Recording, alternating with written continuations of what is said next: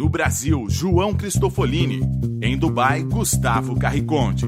Eles leem os mais importantes livros e debatem suas principais ideias. Fique ligado nas dicas dos maiores nomes da literatura de negócios e como você pode aplicá-las na sua vida como empreendedor. Está começando agora mais um episódio do Resumo Cast, livros para empreendedores. 19º episódio do Resumo Cast. Aqui é o João Cristofolini. Seja muito bem-vindo a mais um resumo de livro para empreendedor. E no episódio de hoje nós vamos falar sobre o livro Criatividade S.A.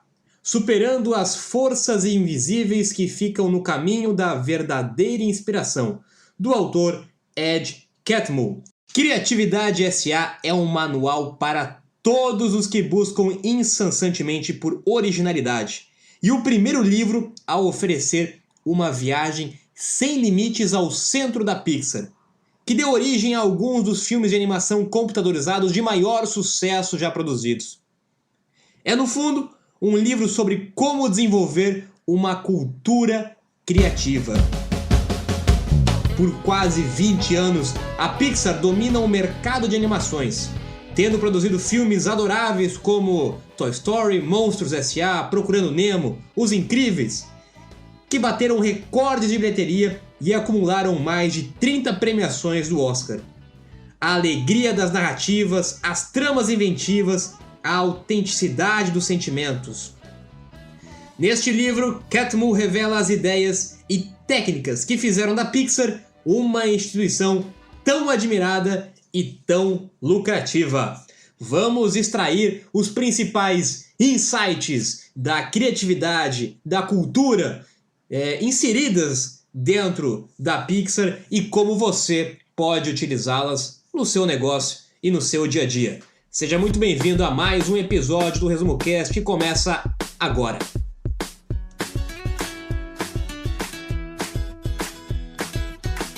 Olá, eu sou o Gustavo Carriconde, seja muito bem-vindo ao episódio 19 do Resumo Cast. E hoje nós vamos falar sobre um assunto com o qual nós somos muito identificados aqui no Resumo Cast: criatividade. E nada melhor para isso do que o livro Criatividade S.A., escrito pelo Ed Catmull, que foi o fundador do estúdio de animações digitais Pixar, que acabou revolucionando a indústria cinematográfica de animações digitais, e ele também trabalhou durante muitos anos com nada mais nada menos do que Steve Jobs, que foi um dos acionistas da Pixar durante muitos anos. Vamos então começar com o primeiro tópico, que fala sobre medo do fracasso e erros. Quando as pessoas estão trabalhando em uma organização ou equipe, elas não querem cometer erros, pois de certa forma isso afeta a sua credibilidade e status delas dentro da equipe.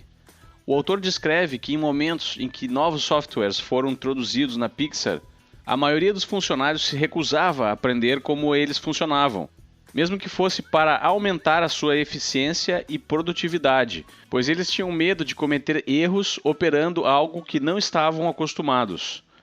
O medo do que é novo pode fazer com que passemos a tentar controlar o futuro com uma grande precisão. Isso fica evidente em organizações que estão presas por um plano rígido de longo prazo e não apresentam flexibilidade para se adaptar a um cenário dinâmico de mudanças. Quando ocorreu a fusão entre a Pixar e a Disney, o diretor de recursos humanos da Disney apresentou ao autor do livro, o Ed Catmull, um plano complexo de longo prazo e com metas pouco flexíveis, com o objetivo de eliminar incertezas e instabilidades do negócio.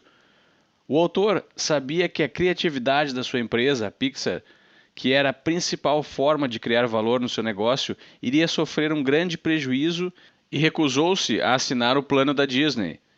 E essa decisão demonstrou-se altamente eficiente, já que nos anos seguintes a própria Disney passou a assimilar e incorporar em sua cultura as técnicas, estratégias e valores da Pixar que estimulavam a criatividade. O medo do fracasso faz com que as pessoas não assumam riscos e se prendam a planos rígidos, preferindo ideias medíocres a ideias criativas. Gustavo, um dos principais obstáculos para se construir um ambiente criativo dentro da sua empresa, dentro do seu negócio, é o medo do fracasso. Ele está totalmente relacionado com o reflexo da criatividade no ambiente. E é um assunto profundo, a gente já estudou sobre isso aqui no ResumoCast, inclusive, que o medo do fracasso ele já vem, inclusive, desde o nosso modelo de educação, né, onde nós somos treinados e moldados para não errarmos, onde nós temos toda uma sociedade moldada no menosprezo ao erro, onde o erro, o fracasso é visto ainda, principalmente no Brasil, como algo negativo, como algo a ser evitado. E nós sabemos já também que a criatividade, um ambiente criativo, novas ideias, inovação, ela nasce dos próprios erros. Ela nasce de tentativas e erros. Embora planejar seja importante, não se pode controlar tudo em um ambiente criativo. Quem planeja demais simplesmente leva mais tempo para errar. Enquanto as coisas dão erradas, é ainda mais afetado pelo sentimento do fracasso. Então, não tem fórmula mágica. Para construir um ambiente criativo, é preciso tentar. A gente sabe que não é fácil eliminar por completo, mas tentar diminuir o medo do fracasso dentro da sua equipe, dentro da sua organização. Então, como criar esse ambiente? Quando acontece algum erro dentro da sua empresa, o que as pessoas falam? O que o líder faz? Ele procura questionar de quem foi a culpa?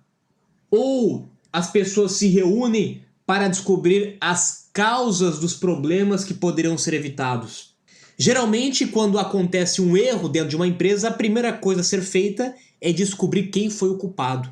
E aí nós começamos já a criar todo esse ambiente onde as pessoas automaticamente se fecham, onde automaticamente as pessoas criam bloqueios e começam a criar aquele medo de serem descobertas como a pessoa responsável pelo erro e automaticamente serem punidas, serem taxadas no ambiente, publicamente e até, de repente, possivelmente com demissão ou outros prejuízos. E se você quer criar um ambiente criativo, você naturalmente precisa eliminar de forma mais profunda possível o medo que existe dentro da sua organização de errar e de automaticamente gerar coisas criativas. Se você entregar uma ideia boa para uma equipe medíocre, eles irão estragar tudo. Se você entregar uma ideia medíocre para uma equipe brilhante, eles irão descartar o que existe de medíocre e criar uma grande ideia. Prefira sempre as pessoas ao invés das ideias. O autor enfatiza a importância de contratar as pessoas certas, pois são delas que verão as melhores e mais criativas ideias. Mas cuidado, não foque tanto no talento individual de cada membro da equipe. Muitas vezes, grandes talentos não conseguem trabalhar em conjunto por causa de seus modelos mentais e maneiras de pensar. As melhores equipes são aquelas que desempenham bem em conjunto. Por isso, as equipes formadas por grandes pessoas são muito mais importantes do que as grandes ideias. E essa reflexão ela vale para os dois ambientes. Ela vale tanto para quem está querendo começar um negócio, tanto para uma empresa já consolidada que está buscando montar a sua equipe, que está buscando trazer funcionários. Falando do primeiro caso, de quem está querendo começar um negócio, eu recebo com bastante frequência contatos de pessoas falando sobre as suas ideias. E aqui eu reforço novamente para você: suas ideias não valem nada. Eu não quero saber sobre a sua ideia. O investidor não quer saber sobre a sua ideia. Ele quer saber sobre você. Quem é você? Quem está por trás dessa ideia? Quem são as pessoas que estão por trás dessa ideia? Quem é a equipe que vai fazer a execução acontecer? É isso que tem valor. Coloque isso definitivamente na sua cabeça. Ideia por si só não tem valor nenhum. Ideia todo mundo tem. O grande desafio é conseguir colocar em prática aquela ideia. E, como nós já vimos algumas vezes por aqui, as ideias elas se transformam, elas mudam bastante durante o caminho. Dificilmente uma ideia que você teve ao iniciar um produto, um negócio, ela vai se sustentar da mesma forma até o final ou depois de um tempo da construção daquele negócio, daquele produto. Por isso, eu sempre digo, as ideias mudam, mas a equipe fica. Se as ideias mudam e a equipe fica, o que tem mais valor? É a equipe. Eu quero saber da equipe e não da ideia. A ideia a gente muda, a ideia a gente melhora, a ideia a gente lapida, mas se não tiverem pessoas boas, pessoas capacitadas para isso, não tem valor nenhum aquela ideia. E, como o Gustavo comentou, tem muito mais valor uma ideia medíocre em uma equipe de qualidade do que uma ideia de qualidade numa equipe medíocre. E a mesma coisa, logicamente, que vale dentro de uma organização também, né? Trazer os melhores talentos, trazer as melhores pessoas, trazer pessoas complementares, trazer pessoas criativas, com certeza tem muito mais valor e é muito mais importante do que apenas as ideias, do que apenas as possibilidades. A Pixar, por exemplo, foi uma empresa, como o autor cita várias vezes no livro, que ela se tornou criativa não por causa de uma pessoa, não porque o seu líder era criativo, mas porque ela tinha uma equipe fenomenal, ela tinha uma equipe muito qualificada, ela tinha uma equipe muito complementar e é essa equipe que construiu as ideias, essa equipe que construiu a Pixar e todos os seus produtos. Banco de cérebros. As estruturas hierárquicas complexas impedem os feedbacks sinceros e atrapalham a criatividade. Os modelos mentais complexos das pessoas dentro da Pixar faziam com que os diretores dos filmes não percebessem problemas de coerência em diferentes estágios da criação dos filmes, e esses problemas iam crescendo e só apareciam quando o filme já estava quase pronto. Isso causava um grande desperdício de recursos para consertar o que estava errado. Foi criado então o conceito de banco de cérebros, onde um grupo de líderes qualificados se reuniam com uma equipe e um diretor de cada filme e emitiam um feedback sincero em diferentes etapas de sua criação. Durante essas reuniões, todos os envolvidos já sabiam que o grande segredo para o banco de cérebros funcionar seria um feedback brutalmente sincero. Assim, as pessoas já compareciam a esses encontros desarmadas da necessidade de proteger a sua ideia como se fosse um filho, mesmo que fosse uma má ideia. Uma grande sacada era que o banco de cérebros não tinha autoridade para decidir nada no filme. Os diretores dos filmes que estavam sendo analisados tinham a total autonomia e poderiam desconsiderar as sugestões do banco de cérebro. E isso fazia com que eles refletissem com mais profundidade sobre as críticas levantadas nas sessões. Essa característica alterava completamente a dinâmica de feedback, pois agora quem recebia o feedback poderia decidir o que fazer com ele. O banco de cérebros procurava simular a reação do público ao entrar em contato com a primeira versão do filme que estava sendo produzida. Ele tinha a intenção de apontar os problemas, mas não as soluções, pois a Pixar achava que a melhor solução poderia sempre ser encontrada pelo próprio diretor, que era o responsável pelo seu trabalho. Bom, aqui nós temos dois pontos bastante interessantes que eu gostaria de ressaltar. O primeiro em relação à produção de uma ideia, a produção de um produto, a produção de um serviço, como nós já vimos aqui também, que eu gostaria de reforçar para você, de uma vez por todas, esqueça o processo de produção industrial. Aquele processo de produção da época de Henry Ford, onde um produto passava por várias etapas e somente na última etapa, depois de pronto, ele passava por um processo de verificação. Ele passava por um controle de qualidade. Era onde nós teríamos o feedback, era onde nós receberíamos opinião. Hoje, nós já sabemos que isso não funciona mais. Nós já falamos sobre isso também aqui com outras nomenclaturas, desde produção enxuta, produto mínimo viável, onde o processo de produção ele tem que ser curto, ele tem que ser rápido e ele tem que receber feedbacks em cada uma das etapas. Não adianta eu passar um feedback ou passar o meu controle de qualidade no final do processo de produção de uma ideia ou de um produto. Eu terei gasto uma grande quantidade de tempo, de recursos e perdido a oportunidade de talvez durante aquele processo conseguir opinar, conseguir corrigir ou conseguir melhorar alguma etapa. Por isso, muita atenção nesse ponto de trabalhar aí com o conceito de produção enxuta, onde você produz e avalia de uma forma bastante constante e rápida.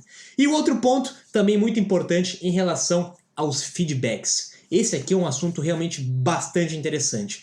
Muito cuidado, como o Gustavo comentou, em querer proteger a sua ideia.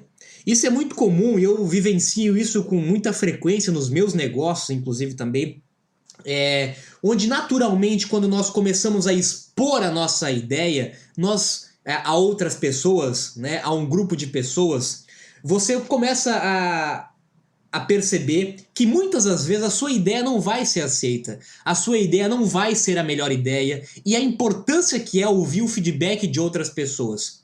Eu sempre digo, quando nós fazemos uma crítica, não é uma crítica para você, não é uma crítica para quem teve a ideia, a crítica é para a ideia. Por isso, não se sinta ofendido, não se sinta magoado. A ideia não é sua, você simplesmente expôs uma ideia na qual você captou e a partir daquela ideia, terceiros ao seu redor, na sua equipe, vão opinar de uma forma positiva ou negativa sobre a sua ideia, mas não sobre você. Não se apegue a uma ideia, não se apegue a uma ideia única ou específica. Eu tenho dezenas de ideias todos os dias e a grande maioria delas é muito ruim. Eu sei que muitas delas não têm valor, eu sei que muitas delas vão ser criticadas no bom sentido, que muitas delas vão ter alguns aspectos negativos, mas eu aprendi a me desapegar das ideias. Eu me aprendi que a crítica não é para mim, a crítica é para a ideia. E realmente, a ideia vem a todo momento. Como a gente tem ideia a todo momento, não faz mal se uma ideia for criticada, se uma ideia for mudada. Eu sei que é um jogo de estatística e de probabilidade. Quanto mais ideia eu gerar, quanto mais ideia eu tiver, naturalmente que muitas delas vão morrer pelo caminho, muitas delas vão ser criticadas, mas se uma só delas servir para alguma coisa, se uma só delas for útil para a minha equipe, para o meu produto ou para o meu negócio, já terá valido a pena. Então, esteja aberto a receber feedback, desapegue da sua ideia e entenda, né, que a opinião de terceiros, o feedback de terceiros, realmente ele serve para melhorar ainda mais a sua ideia.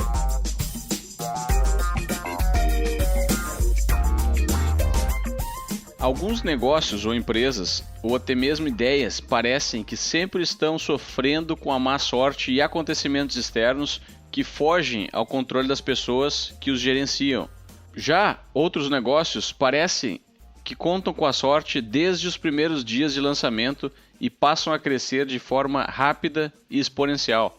Ao mesmo tempo que não podemos fazer nada para prevenir a má sorte e acontecimentos externos, podemos sim adotar medidas para impedir que estes acontecimentos prejudiquem os nossos planos.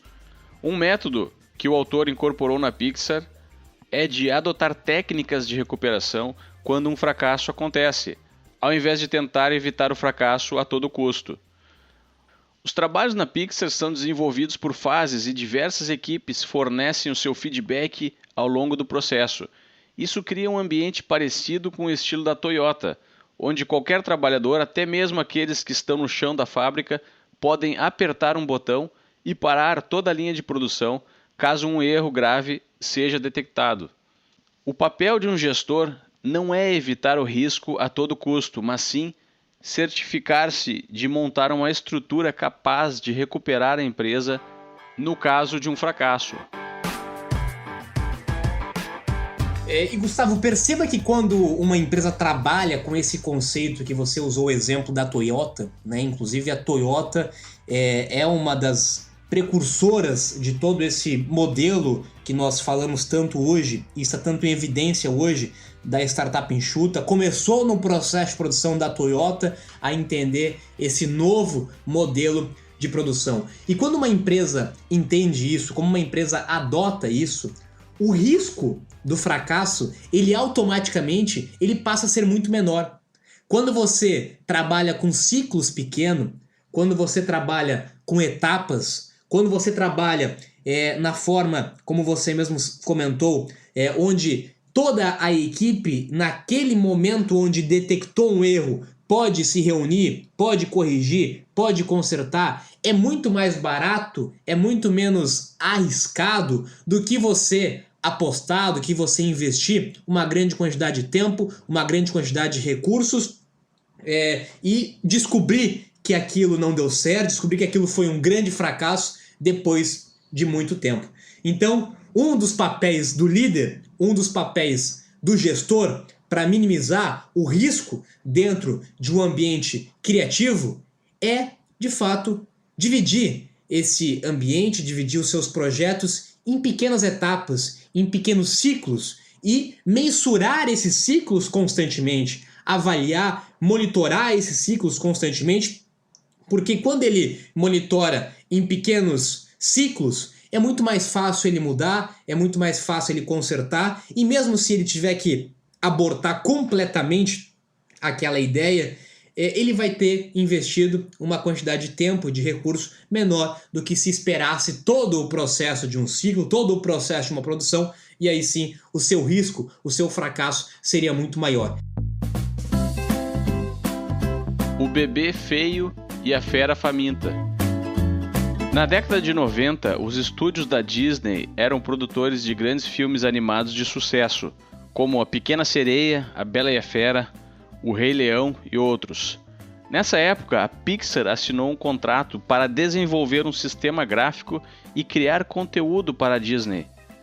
O autor do livro, o Ed Catmull, que estava no comando da Pixar naquela época, descreve aquele momento da Disney como sendo uma grande fera faminta que precisava ser alimentada com novos materiais e conteúdos para permanecer com força total e líder de mercado.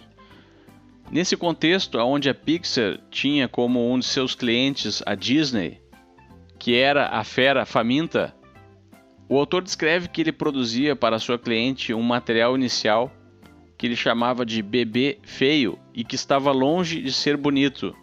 E ao apresentar a Disney, ele era rejeitado e criticado. Foi aí então que ele percebeu que deveria proteger da fera faminta a sua equipe e projetos enquanto ainda estivessem em seus estágios iniciais. Essa tática funcionou muito bem porque o conteúdo da Pixar era um material altamente criativo e diferenciado e que precisava passar por um processo de evolução para finalmente adquirir toda a beleza e qualidade pela qual a empresa sempre foi reconhecida. O seguinte trecho do livro resume perfeitamente esse conceito. A originalidade é frágil, e em seus primeiros momentos, em geral, ela está longe de ser bonita. É por isso que chamo os primeiros esboços de nossos filmes de bebês feios. São versões em miniatura feias dos adultos que virão a ser. Eles são realmente feios, desajeitados e ainda não formados, vulneráveis e incompletos. Eles precisam ser nutridos, na forma de tempo e paciência para que cresçam. Isso significa que têm dificuldades para coexistir com a fera. Como você pode ver, nesse trecho, o autor enfatiza a necessidade da coexistência do trabalho frágil e criativo com a fera faminta, que seriam os prazos, metas e urgências. A dica que fica é que você tem que encontrar o ponto de equilíbrio ideal e aprender a proteger o bebê feio somente o tempo necessário para que ele esteja pronto e, ao mesmo tempo, aprender a alimentar a fera faminta de uma forma eficaz. Bom, aqui nós vemos novamente o conceito de que tudo que é novo, quando nasce, ele ainda não nasce, logicamente, pronto, perfeito e acabado. O bebê, como diz o próprio autor e como o Gustavo comentou, ele nasce com a necessidade de formação, ele nasce com a necessidade da adaptação e, naturalmente, no processo criativo, ele vai se transformando. E esse é um ponto, uma análise bem interessante do autor, onde nós precisamos cuidar nesse primeiro momento, aliás, um equilíbrio, na verdade, nesse sentido, onde no primeiro momento, onde nós estamos ainda construindo, nós estamos criando o embrião da nossa ideia, o embrião do nosso produto, o embrião do nosso projeto, muitas vezes ele não está pronto para ser mostrado para outras pessoas. Ele precisa de um processo de amadurecimento, ele precisa de um processo de evolução que acontece na própria construção da ideia, na própria construção do produto, até que ele tenha uma forma suficiente que possa ser compartilhada com outras pessoas, com outras áreas, com pontos de vista diferentes, e naturalmente a partir desse momento ele começa a receber a pressão, entre aspas, para que ele entre no mercado, para que ele seja adaptado, para que ele seja moldado, mas principalmente a reflexão que fica novamente nós entendemos que nenhum filme de sucesso, nenhum produto de sucesso, nenhum negócio de sucesso, ele inicialmente no seu embrião, quando ele nasceu já pronto, ele nasceu perfeito, ele nasceu já preparado para entrar no mercado. Ele precisa de uma adaptação, ele precisa de melhoria, ele precisa de constante evolução e por isso, mais uma vez, a importância de ter um ambiente criativo para isso, de ter pessoas, de ter equipe capacitada, equipe qualificada, equipe criativa para ajudar na construção desse embrião, na construção desse bebê que muito em breve vai ser lançado dentro do mercado.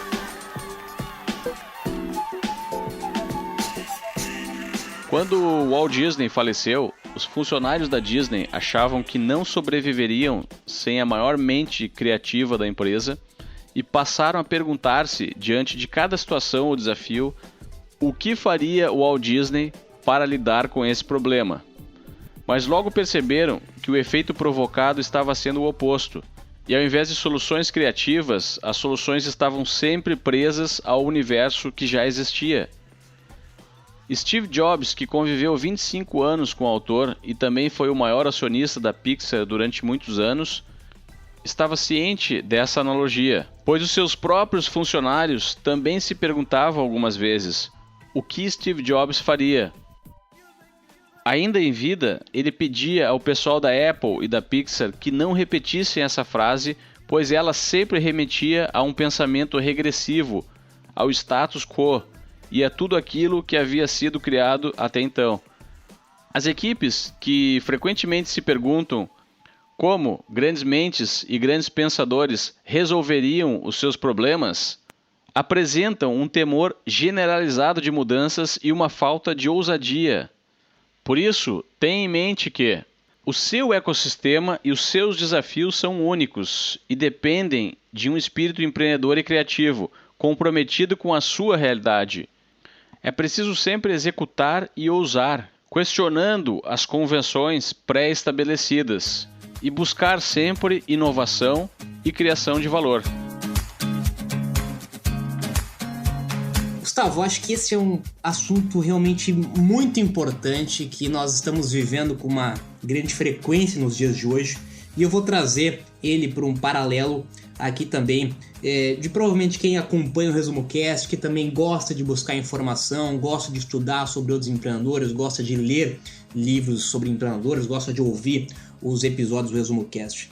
E esse ponto é justamente na questão de que querer ser igual a alguma outra pessoa, querer se comparar com outra pessoa, idolatrar uma outra pessoa, usar como um guru, como uma referência máxima e querer seguir exatamente os mesmos passos, pensar da mesma forma, seguir exatamente a mesma fórmula mágica que um terceiro já desenvolveu.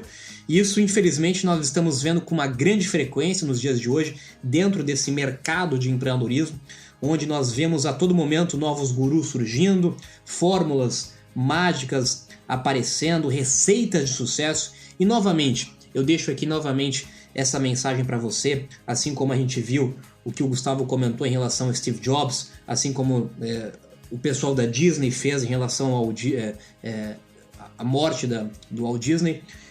Isso vale no dia a dia de vocês, com todos os outros referências, com todos os outros empreendedores que vocês acompanham também. Não se comparem com ninguém. Não tentem pensar da forma que uma outra pessoa pensaria. Cada pessoa tem a sua realidade, cada pessoa tem o seu histórico, tem a sua história, tem a sua região. Cada época é uma época, cada produto é um produto, cada momento é um momento.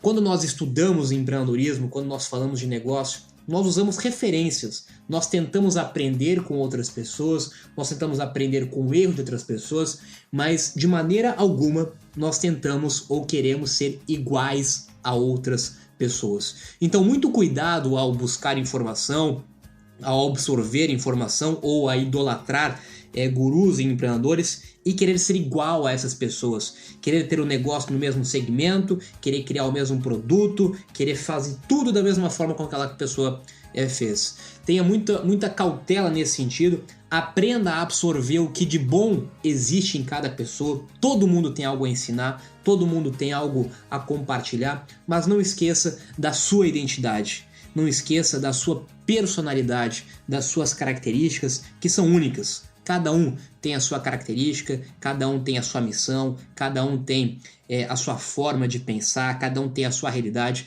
Por isso, não abandone jamais esse seu padrão, essa sua personalidade, e através disso você pode, lógico, moldar elas, mas não transformar, e aí sim desenvolver o seu negócio, as suas fórmulas e as suas receitas que funcionam somente para você, funcionam para cada pessoa individualmente e não de uma forma geral.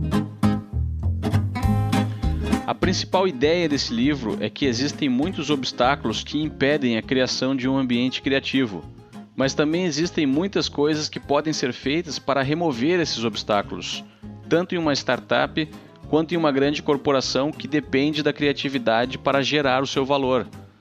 Além das dicas que comentamos nesse podcast, o autor cita muitas outras no seu livro, e quando se trata em otimizar o ambiente para a criatividade, ele considera que os mecanismos mais eficazes para serem ajustados são aqueles que lidam com incertezas, instabilidades e falta de sinceridade. Meus amigos do Resumo Cast, vamos chegando ao final de mais um episódio com mais um livro debatido aqui no Resumo Cast. E se você tem interesse de se aprofundar ainda mais no conteúdo desses livros, se você tem interesse em ler a fundo e profundamente cada um dos livros debatidos aqui no Resumo Cast, você pode, através da nossa página do site resumocast.com.br, você pode adquirir e comprar o seu livro diretamente aí pela Amazon. Tá certo? Agradeço a atenção de vocês. Se estiverem gostando do Resumo Cast, peço que deixem o comentário de vocês, o depoimento de vocês no nosso site ou através do iTunes, que será bastante importante também para o Resumo Cast. Bom, nos vemos então no próximo episódio. Um grande abraço.